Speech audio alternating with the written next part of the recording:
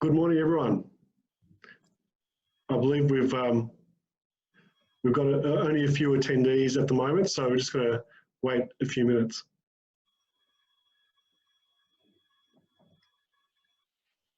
So while we're waiting, Lawrence, can you see my my screen? Yep, I can see the Starboard banner, the Starboard home screen. Yep.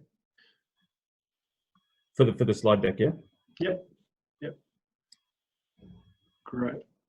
Okay.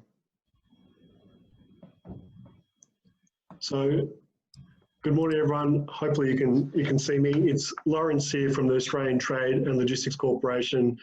We've got about 20 participants online at the moment. We're expecting just over 40. So as they join, we'll definitely keep you up to date. But this whole presentation is all about trying to help you as individuals and companies to get the most out of working remotely, but also do that in a very safe environment so you're not exposed to greater risk than you need to be in relation to cyber and data security. So the event is proudly put on by Starboard IT, one of our national partners, and just some housekeeping, if you like, for these webinars.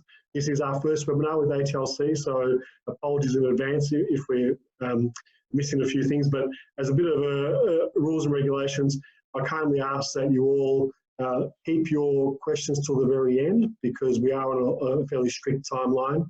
You may have individual particular situations that you want to discuss in relation to your own cybersecurity, your own remote working optimization, and I'd encourage you to reach out to Starboard IT at the end of the event or after this event, the webinar, to discuss your personal needs.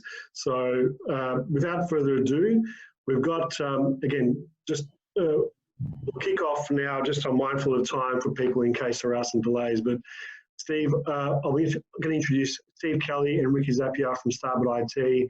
I'm going to turn off my screen and I'll hand over to you, Steve, to kick off the presentation. Okay, thanks, Lawrence.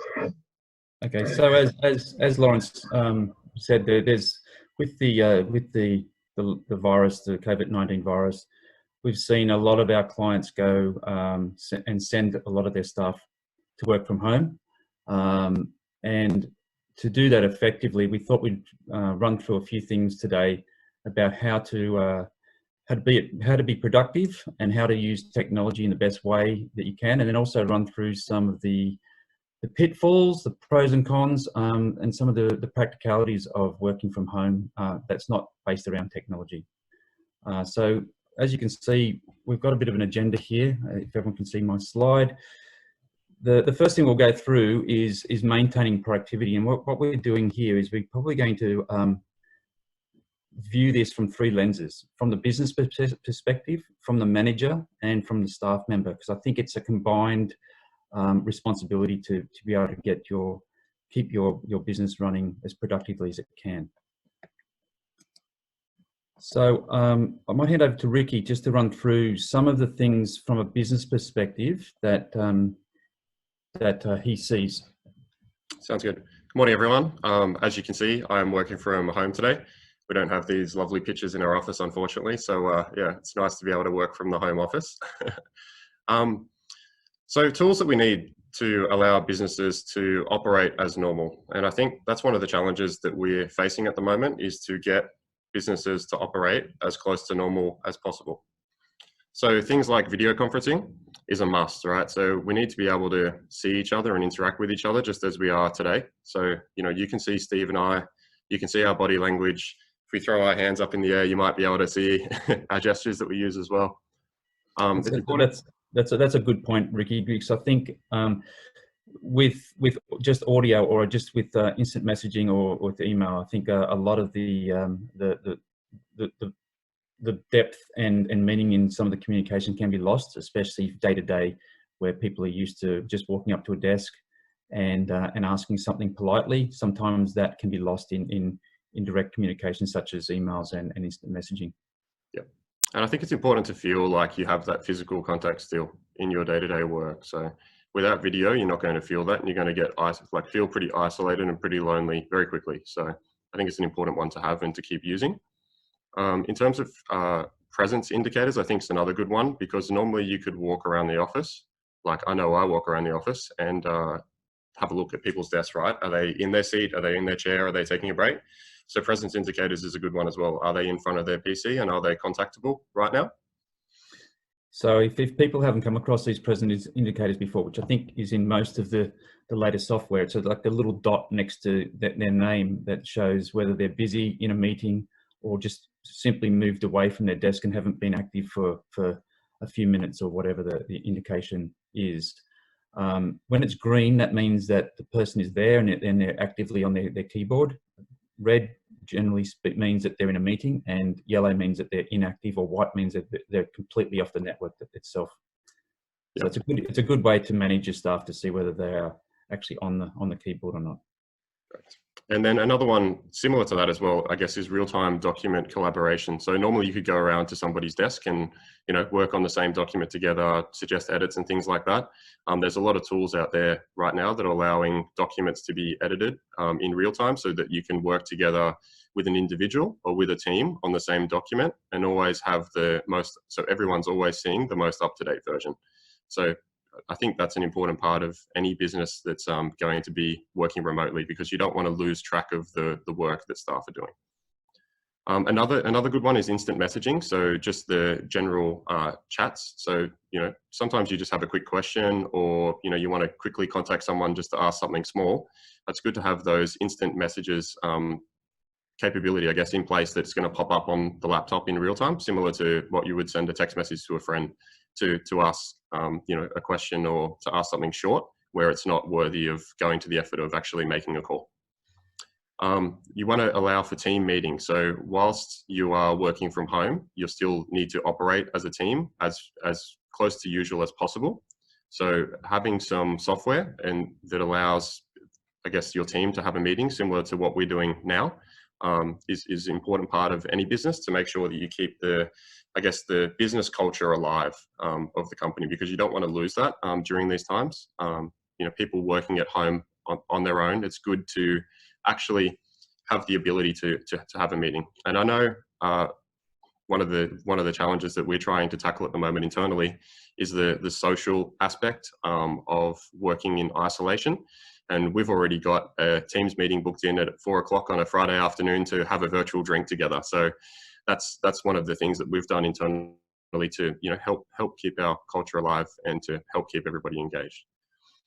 Planner tools. So planner tools is also another big important one to have. You want to have tools in place that allow, I guess, staff to see what you're working on and track your tasks so that you can actually achieve outcomes and get work done while you're at home. If you don't have collaborative tools, then it's going to be really difficult to work on a task together as a team and to assign individual components of a task to other members of your team. And a big one, it's probably an overarching one on all those tools that we just discussed, is cybersecurity. So we are working at home, we are working in an environment that's, I guess, subject to being scrutinized by those cybersecurity hackers. And we want to make sure that your tools and your data, most importantly your data, stay secure. So one thing that we recommend during these times, and what we've done, is to identify, I guess, the mission critical functions that your business have, and create a plan to minimize those disruptions. So to have a plan so that those functions can work from home or from a remote location and still continue business as usual. So some of the things that we're seeing with our clients at the moment is a separation of the teams into two, and sometimes into three. So they've got like a white team and a red team, and the white team come in 1 week and the red team comes in the next. Or they have if they divide it into three teams, they have two teams that can work remotely, alternatively, like I just spoke about, and another team that there are actual tasks that people need on site. And so they're the essential people that need to move things or do things at the office. That could be in a warehouse, that could be in a mailroom, that could be people actually need to have physical presence there. So this is some of the ways that people are deploying their staff differently now. Yeah, Yep, good point on that side of things as well. So I guess another thing is to make sure that all the applications that you need for your business to function as usual have continuity plans in place. So now's probably the time to be reaching out to the vendors and the providers of those applications that your business relies on to understand what continuity plans they have in place without a lot of applications. So for instance, take your CRM, for instance. If your CRM goes down, how are you going to be able to, contact your customers or potential leads or, be able to operate your business in a normal function? So it's a good time now, if you haven't done it already, to understand for each of your critical applications, what continuity plans that they have in place. Right now, there's a lot of vendors that are offering free additional services to support remote working. So, Microsoft, Google, WebEx, Zoom, they're all offering some sort of additional free services to help support remote working. I guess today we're going to be doing a demonstration of Microsoft Teams, which is the service we use internally for our business. But there are a lot of other free ones in there, depending on your business and depending on your circumstances. A number of those tools or multiple of those tools could be suitable for you. So if this is something you're interested in and not sure on, that's definitely something you could contact us about, and we can give you some advice and support on what are the current offers out there in terms of the tools that are available, and they're fairly cost effective at the moment, and what's going to meet the needs of your business. I think importantly, it's the times at the moment are changing, right? So every week there's new legislation coming in, new rules being put in place. So it's important to reassess the work environment every week to understand, what the restrictions are, what that could mean for your business, any changes you might need to make with your staff, and also have a long view of this. So have a plan in place for at least 6 months, right, for your staff and for your business, so that you can function as close to normal as possible over the next 6 months without interruption. Okay, as a manager, what can you do to help your situation? One thing that we've found that is helpful within our company is a work from home guideline, and that's a written document. It lays out fairly clearly what each staff member is responsible for and how they are to react in certain situations. But because it's written, they can refer to this at any time to clarify a point they may have instead of reaching out through management. We encourage that as well, but having a written guideline really does take a lot of that noise away in uncertain times. Set clear expectations. When people are working from home, they can sometimes set their own priorities, and I think having clear expectations with your staff, and that comes directly from the manager. So what are you going to achieve today? What are you going to achieve during the week? Set goals, and you need to actually be a lot clearer in these expectations than you are when you're working in the office. Be flexible. I think this is where you need to be very cognizant of the fact that you've got staff now working from their home, which would normally be your office. And in some ways, it's a compromise. You've got, I suppose, you're using their resources, their power, their internet, their space in their home. Now's the time to also apply some flexibility in how they do their work. So, especially with uncertain times, with kids and other responsibilities that they have outside of work, you need to be flexible. Yeah, and a lot of businesses now, I guess, are moving to a model where, you can set a task, and as long as the work gets done, the hours are fairly flexible, whether that's at 8 o'clock at night or 6 o'clock in the morning, whatever's going to work into, your staff's lifestyle or way of living or requirements is probably going to be best if your business can afford to do that. Trust is a big one, and I think that's why a lot of companies have not really gone out and encouraged working from home too much, and now that they're probably in a situation where they're forced to. Trusting your team is important here, so you need to actually, I suppose that comes from setting clear expectations. One of the points above is once you start to see that delivery coming back, it gives you the reassurance that things are being done at home. They're not watching Dr. Phil and or YouTubing or sitting on the couch. So it's a two-way thing. You need to show trust, and that will be returned to you through your staff. Regular and consistent communication, reaching out to these people, letting them know that you care and you're still part of the team is really important in these times. I think if you don't do that, then people will start to feel like they're not valued and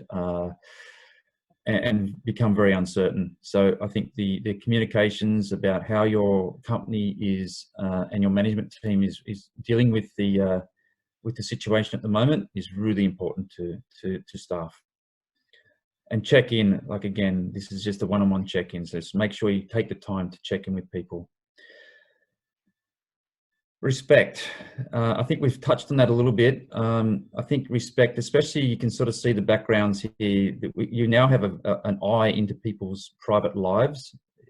As a smaller lens as it is, I think it's still important to respect people and also respect the working hours, lunch breaks. They're not there to work 100%. So don't look at the presence light that we talked about before and make sure it's on 100%.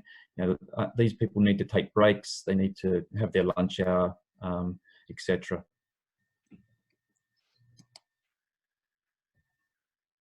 So how can you help your staff to be productive whilst working from home? So I think working from home on occasion, most staff have had the flexibility to be able to work from home at some point, but working from home permanently is, I think, a different beast and needs to have some, I guess, guidance or advice to your staff so they can be productive but still maintain their regular life.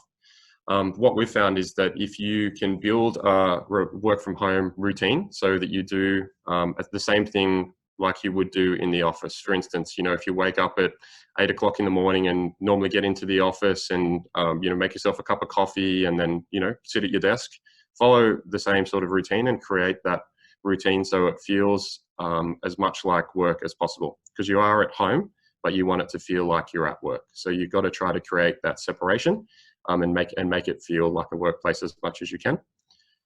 We need to dress appropriately, right? So, I mean, I'd love to be at work and be on my laptop in my pajamas and, have my conference calls, in pretty lax attire. But when you get up in the morning and you put on your work clothes and you look professional, you're automatically mentally switching into work mode, right? So you're saying, okay, cool, I've got to work. If you're not doing that, then you don't create a professional look for yourself. And when you're talking to your internal team or your clients, and it also doesn't help mentally to get into that work mode. One thing that you don't want to get bogged down with is spending a lot of time cooking during your breaks. So for instance, if you take a lunch break at home and you spend that hour cooking and then you spend the hour cleaning up and eating your meal, you're not really giving yourself much time to, get out, go for a walk, take a break.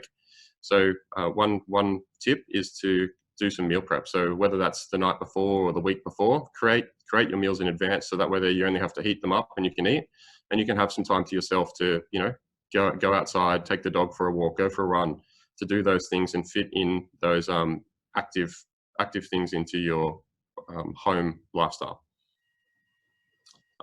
It's important to have a good home office setup. So an area of the house which is dedicated to your home office. So, you don't want to set up if you can avoid setting up your laptop in front of a TV, for instance, on the coffee table or something like that. I've seen a lot of good pictures online of people setting up small home offices in little corners of the house that were previously unused, putting a little desk in there and a chair and, even the smallest houses, you'll find that you can, set up something small in the corner and make it feel more like work when you're sitting there, rather than, using your coffee table or your dining table at home, which, is going to feel more like you're working actually at home. It's important to take regular breaks. So, get out of the house, go for a walk, get up, do some stretching, every 15 or half an hour, do the same thing as what you would normally do at work. Because normally at work, you'd be getting up and going to talk to, someone that's in a closed desk next to you or going out for a coffee. So make sure you take those breaks at home. You don't want to sit down for 5 or 6 hours straight without a break. Otherwise, you're just going to get tired and not be productive. You want to use your video conferencing to maintain interaction as much as possible. I guess you don't want to overuse video conference and call everyone about everything, but definitely make sure you're having at least, you know, an hour or two a day on video conferences and interacting with people, so it feels like you're at work and it feels like you're having human interaction, especially at these times now where you can't just go outside and interact with humans like you could before. So I think it's important to try to maintain that video contact. Managing distractions. This is one that I struggle with probably the most myself. So I have a small dog at home, so I've got a toy poodle, and yeah, often she will bark at, you know, the littlest things, and I might be on a conference. So I know now that if I have an important conference, I need to, you know, lock her out the back and make sure that she's, you know, out of ear reach of the laptop and the camera, so that she's not going to be distracting for me whilst I'm doing my work. So there's a number of different distractions you can have in your household. I think most people are working from home now, so you might have your partner at home, you might have your kids at home. So you need to come up with a way to best manage those distractions within reason, so that you can still get along or go along with your day-to-day work as close to normal as possible. And I think I already talked about the separate space. Yeah. Okay, let's go into a little bit of the technology that can help you working from home. So there's been a lot said about cloud computing over the last few years, but now cloud computing, the people have taken that leap of faith into cloud computing, are probably starting to see some of the benefits as they push their staff remotely working. So the first thing that that cloud computing can help you with is mobility, and that's its big one. So you can access the resources in the cloud from anywhere, as long as you've got an internet connection, and you can do it 24/7. So this enables businesses to have basically a business continuity plan out of the box as soon as they have that. So there's no need for a DR site or anything like this. There's the DR and the bit of the cloud is inherent to most cloud offerings.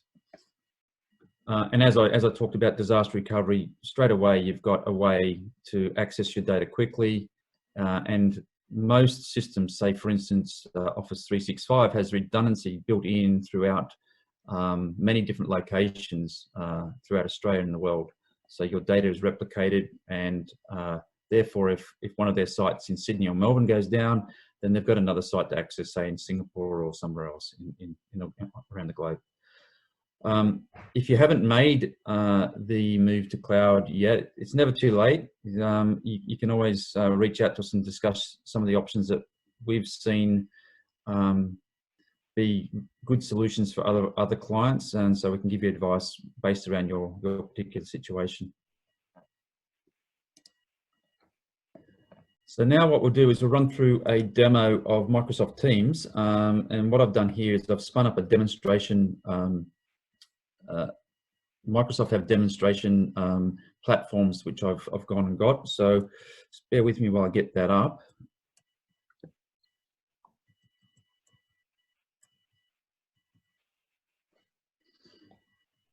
Can everyone see that? Ricky, can you see that? Yep, got it. Okay, so this is the web version of Microsoft Teams. This is available as a download onto Windows, I believe also Apple, and also on a mobile phone. So this is the web version of it. So it's a little bit slower as most web applications are, but it's okay. So what I'll do is I'll just run through what Microsoft Teams is. It's just a tool that we use internally to collaborate, not just remotely, but we also use it internally as well. So it's a tool that can be used in both situations quite productively. The benefits for us, it basically pulls together a whole bunch of Microsoft Office 365 tools. So you can sort of see down the left-hand side, it pulls in your calendar from Outlook. It's instant messaging. A lot of people would have seen instant messaging in something like Link or Skype for Business. It also brings in many, I'll do a demonstration later about how it can bring in other tools. But if we run down the left-hand side here, we can sort of see exactly what it's all about. So if I click on the very top one, activity, this is activity that's related to you. So you may have been mentioned in a reply or something within Teams, and this will list it in the most recent form. So you can actually go through, you can sort of see in bold, these are ones I haven't seen yet or haven't opened. So once I click on that, you'll see that then will turn to, it'll take the bold off that. So it'll say I've read it. And this activity could be any activity, be a chat or a conversation or something that I've been mentioned in them. When I say mentioned, the use of the @ symbol and the person's name is what this is all about, and I'll demonstrate that in a minute. Chat sessions. This is just a normal one-to-one chat, effectively. And so if I go back to what I just talked about then, if I type the @ and I want to talk to Alex, you can sort of see that Alex Wilbur is now referenced, and he will get a notification of his activity that I've actually had a conversation about him or have mentioned him. If we walk into the next bit, which is the Teams, and this is the main, I suppose, area that people work within. You can create teams based on functionality, projects, all sorts of different things. There's no rules here about how to create a team. It's just really up to your business model and what is effective for you. And within a team, if you look at the Mark 8 project team, you'll see that there's some channels here. There's a general channel, design, and there's 3 other channels here.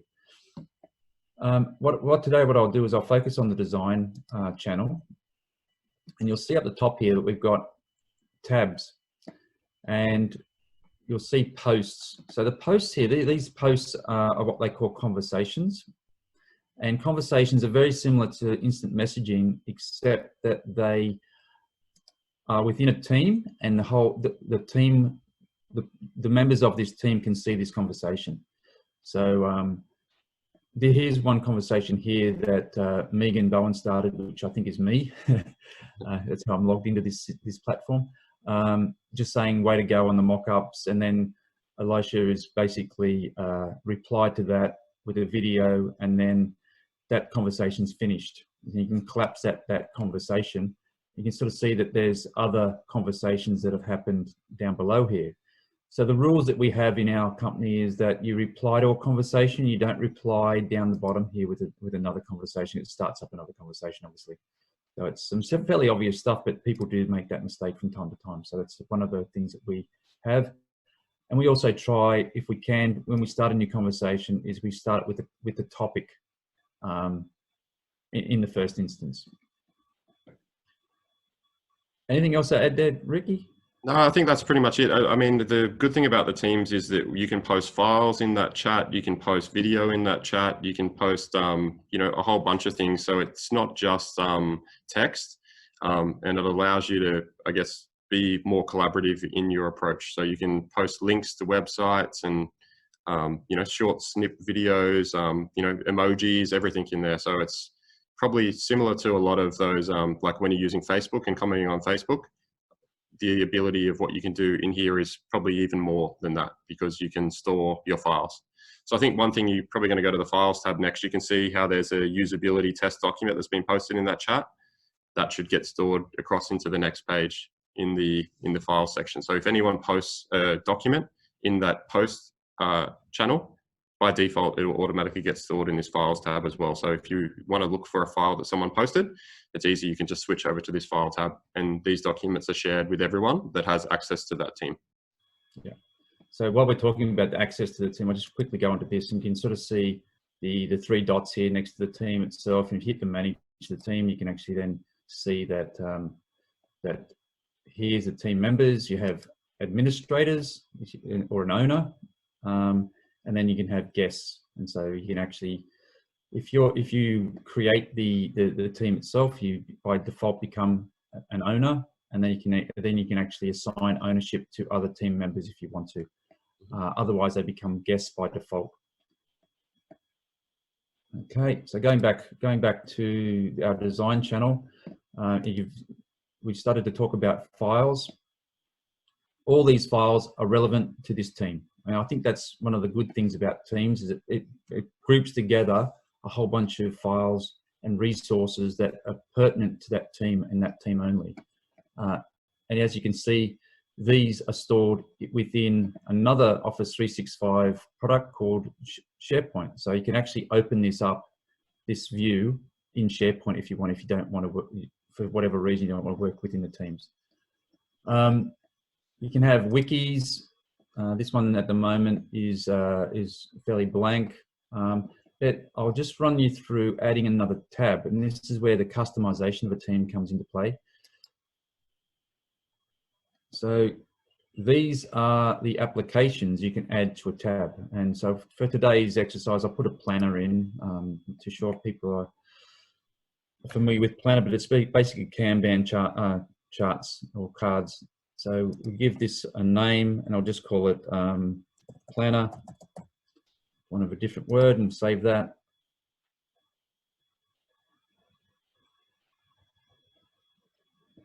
And when this saves, I'll just add, I suppose, a card to this. This is a task, so we can just add a task, and I'll say, do stuff. And set a date and assign it to someone. And that person, that's the card that I've got there now. And it's under the to-do bucket. I can add another bucket. I can say complete. And I can then move these cards around as such as to which bucket I want to put them in. You can customize these as much as you want. So as you can see there, a card, I can open this card up. You can sort of see some more detail on that card, whether it's started, what you can set priorities, start, end dates, some notes. You can add checklists, all sorts of stuff. I won't go into that. You can even start color coding some of these things and put some meaning around that. So there's a way that you can add a different or customize different tabs within the team itself. And this is what I was talking about when I was talking about your team working together on tasks and working in a collaborative way, because you could set, multiple people access to that particular card and have a whole bunch of checklist items within that card assigned to different people. And then as they complete them, they can cross it off. So everyone can track in real time how that task or that project's tracking. Okay. So I think we could go on with Teams for a long time here. I don't want to bore people to death with Teams, but if anyone's got any questions after this, or we can actually answer them and run them through things that are maybe pertinent to them. So I'll just run back. I'll just go back to the. Is there anything else to add before I move on, Ricky? No, I think that's fine. Okay, I'll just move back to the presentation, guys.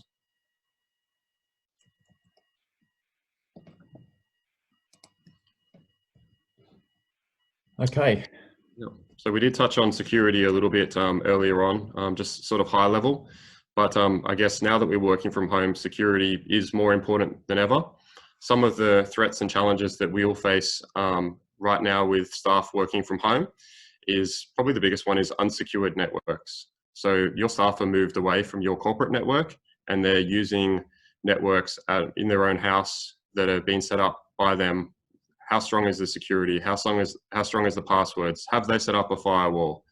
Have they set up any spam filtering and things like that that you can do on your at-home internet connection? In a lot of cases, the answer is probably no. So there are measures that you can take there with your staff to help get that level of security up to scratch. There's also steps you can take to, once that traffic actually does hit your network, you can put a border on your internal your actual own internal network to stop people, even if they have an unsecured connection, that if there was someone to access their internet connection, they wouldn't be able to get in. So it's all things that I don't want to go into too much detail on this call about, but we could help with potentially if you were having those sort of issues. I think the uncontrolled work environment is another thing that we need to speak about. There's people that are in the house that aren't part of your organization or your business. So who has access to see what's on the screen? Some organizations are dealing with financial information, credit card details, things like that. I know it's your family that's going to be in the house with you, but there's still the potential that someone could see something they shouldn't have access to. I don't think they're going to do anything malicious with that, but in saying that, you want to make sure that you keep your security levels tight and keep to your security standards. So I guess at Starboard IT, we're ISO 27001 compliant, and part of being ISO 27001 compliant is only people within our organization that have, signed our internal security documents should be seeing the data that our company has on our system. And that's probably going to be the same with a lot of other organizations out there. So we want to, I guess, keep those same procedures and policies in place when you're working in the home office. So Steve touched on it before in terms of having a working from home policy. And part of that policy would be, while you're working at home, treat your home office like you would your in-office office. Lock your screen when you walk away. Make sure that, people don't have access to, your PC while you go on a break or go to the bathroom and things like that. It's important to do. Using personal devices is probably another challenge that some businesses are going to be facing. So a lot of businesses might have been using desktops or might not have had enough laptops to give to their staff to work from home. So when staff are bringing those personal devices onto the corporate network, what policies or what software should you have in place to make sure that those devices are secure as possible? Things like making sure your Windows updates are up to date, making sure you have working antivirus, making sure you have a firewall set up if appropriate for your business. So all things like that, they're all things to consider putting into your working from home policy so that if your staff are using their own devices, that it can be as secure as possible and not be a risk to your organization. There's a lot of scams running at the moment targeting emotions. So we generally see with hackers, they're pretty on trend. So if there's something happening in the news and the media, they're pretty good at creating phishing emails or scare tactics to panic people into clicking a link and stealing your personal information. We've got an example on the next slide, so I probably won't go into too much detail on that one. And security patching, we already sort of spoke about as well. So how can we help mitigate these risks? Things like enabling multi-factor authentication is probably the easiest and the most bang for buck in any organization to allow you to authenticate your access via another method. So not just using your password, using something like an email or an SMS to validate you are who you said you are before you log on to the network. Sorry, Steve, you want to touch on that? No. So setting up firewalls is another one. It's a more complex solution, but I mean, you can set up some pretty basic firewalls that's going to again give you some good bang for buck and stop traffic that you don't want to be on your network. Simple, like using an antivirus software and keeping your antivirus software up to date. I spoke a little bit above about securing your home network and some tactics you can use for that. Backing up your data is probably going to be the biggest one, especially while we're working from home and working on our own personal devices. So a lot of companies like ours have SharePoint and have Teams and have our own internal, I guess, document repositories that are covered by backup policies. If you're working on a document at home and, for instance, you're working on your personal laptop and you save that document on your desktop, that's not going to be covered by your company's backup policy. So you want to make sure that you're storing your data and the files within your company's network. So within your company's drives or within your company's SharePoint, so that it's being backed up and you're not going to lose that data. Looking out for phishing emails and sites, I think there's a good example, like I said, on the next page. Where possible, you want to use encrypted communication. So use the communication methods that have that built-in encryption, and there's a number of different tools on the market that are offering free software like we spoke about before. And importantly, the simple one to do is to lock your device when not in use. So, I mean, if your device is locked, people can't get into it. Okay, so here's a good example of a phishing, an actual phishing message that was going out on SMS last week. I believe it was coming from a spoofed address called Gov. So it gave the people that were receiving this SMS the impression that was coming from the government. So clearly this message is trying to play to people's emotions. So regarding the virus outbreak, click on this link to find out, if you need to get tested in your geographical area. And if you do that, that would compromise your phone. So this is a very, very good example of how simple something is. So how do we get around this? I think if we look at the statistics on security in IT, there is an overwhelming percentage of hacks or security flaws based around the human element, not so much technology that we've just spoke about. So people that are writing these hacks target people rather than firewalls and all this sort of stuff. So you really need to get your staff aware of some of this stuff that's going around.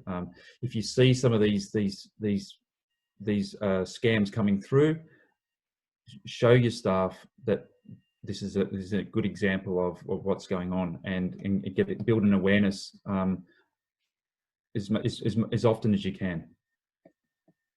And if your staff do click on the links, then it's very, very important for them to be upfront about that and be transparent, because there's nothing worse than someone clicking on it and going, oh dear, what have I done?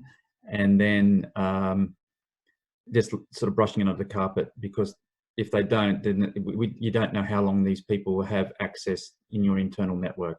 And that could be through a mobile phone, it could be through your PC, it could be through any device that they've clicked on this.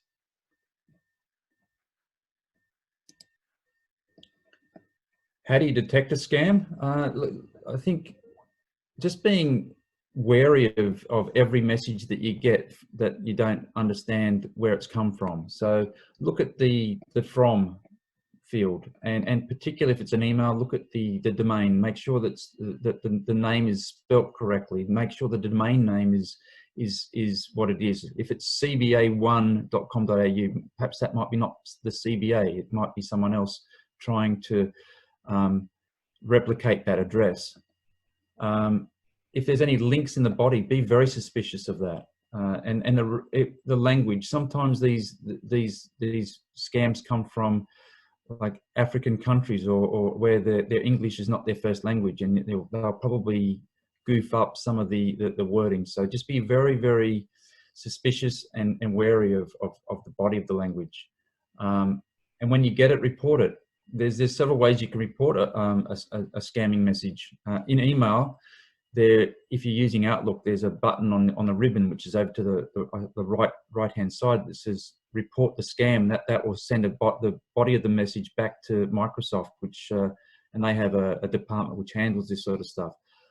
There is the Cyber Centre in Australia, the government site, that you can actually report this against. You can report this with your IT provider or your IT department. The important thing is to report it, because they've estimated up to 80% of all scams and hacks are not reported, and therefore go unactioned.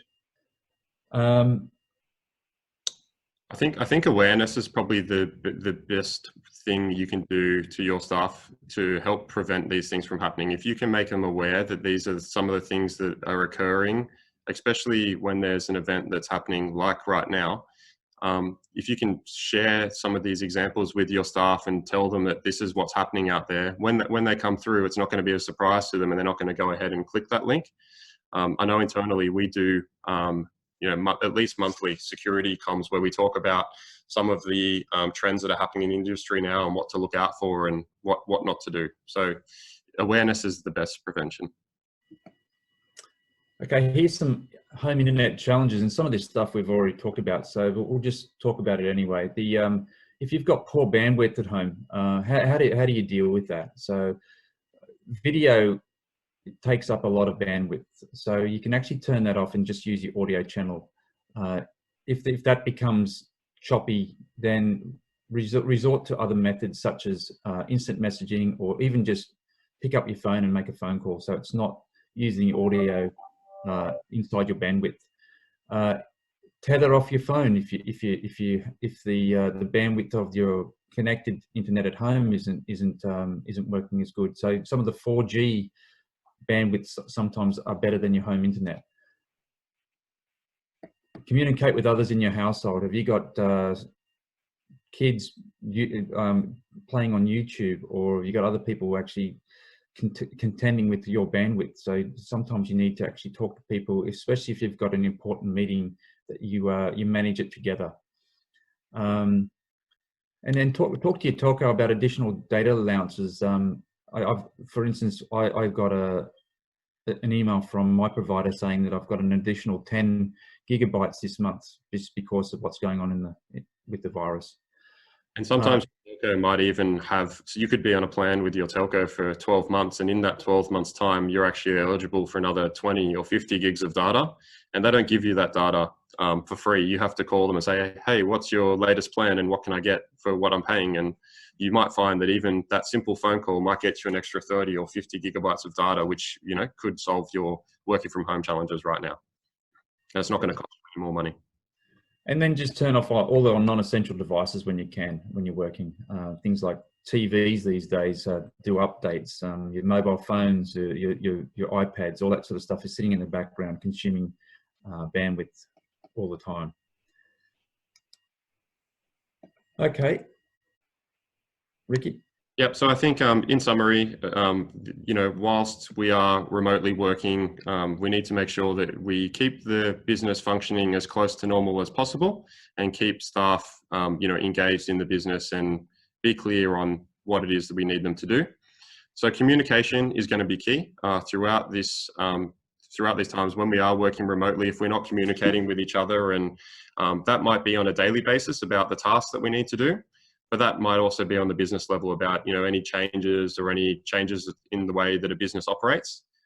It's great to, I guess, to keep that level of communication up with staff so they can feel like they're involved and understand what the business is doing and how the business is going to be changing throughout these times.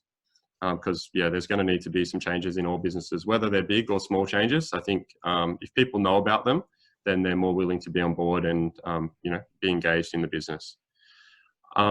It's important to set priorities and set expectations of staff. So, you know, there's a lot of things that might have been happening within your organization before this sort of crisis occurred. And maybe some of those priorities that existed before aren't a priority now because you just need to focus on, you know, keeping the lights on and keeping the current customers happy. So it's good to set those expectations with staffs and reset those priorities if you need to reset the priorities for staff. I guess if they're clear on what they need to work on and you're clear on what they need to do, then it's going to be a lot easier to keep the working from home working effectively and keep the business functioning as close to normal as possible.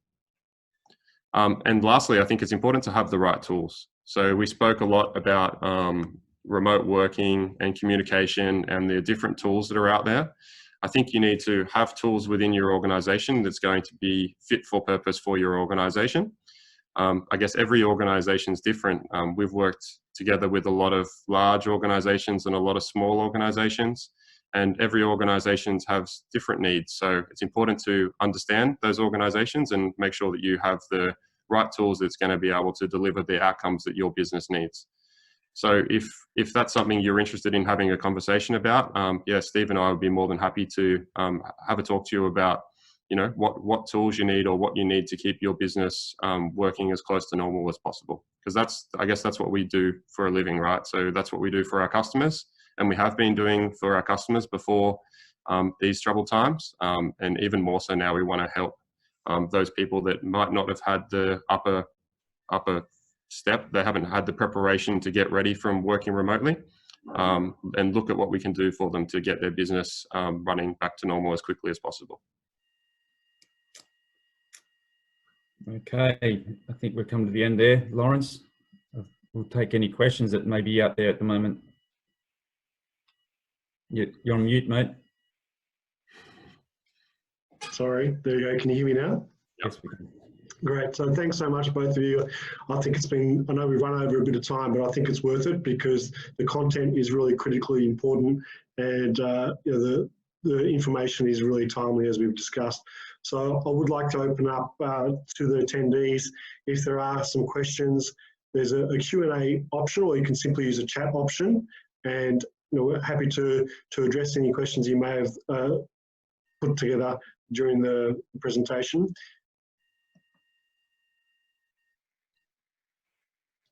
If not, obviously everyone's situation is different, as you know, we all understand. I think it's really important to take on board those tips and advice. The actual agenda of the presentation, I think, was really valuable. And we've got a question coming through now. So I've got a question: how quickly can we move to work from home?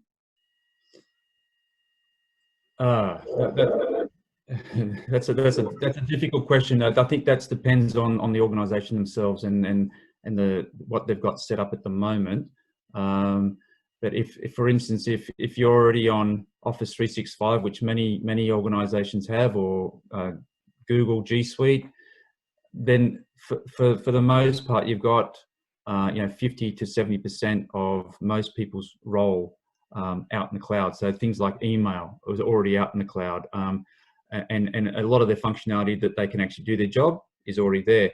It depends on then down to each department and each person of what applications they need to access and how they can access them remotely to fully do their job, I suppose. Okay, so it's basically every situation is different, obviously, with their infrastructure, their setup, and the job functionality, I'm assuming. Yeah. I see a question there about Microsoft Defender as an antivirus. This come up in our company at about maybe 3 months ago, where we made the decision to go to Microsoft Defender away from another vendor. Which people who don't know Windows Defender, it's basically the antivirus that comes as part of the latest Windows operating system, which is Windows 10. It gets good ratings. It's highly rated industry wide. So we believe it is a good antivirus solution.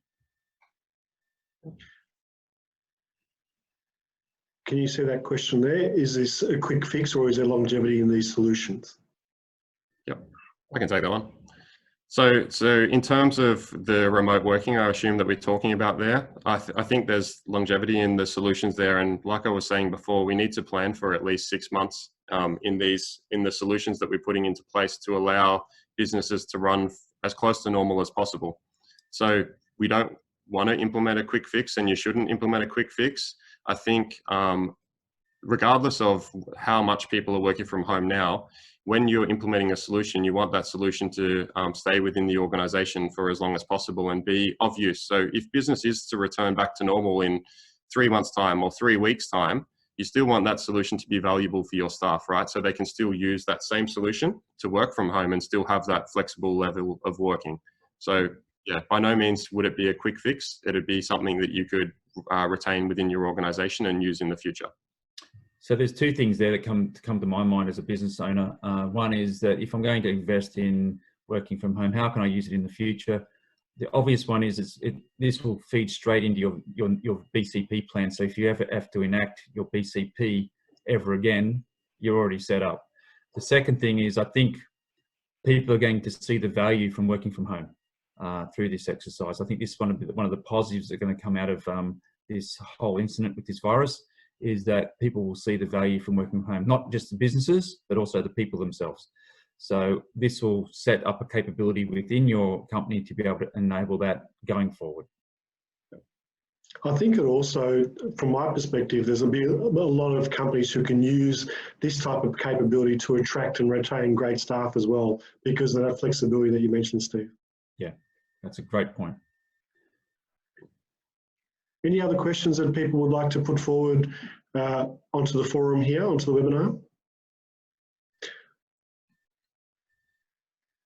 Can you see that, guys? Yep. Okay. There's a concern that they don't have control over environments when staff are working outside the office.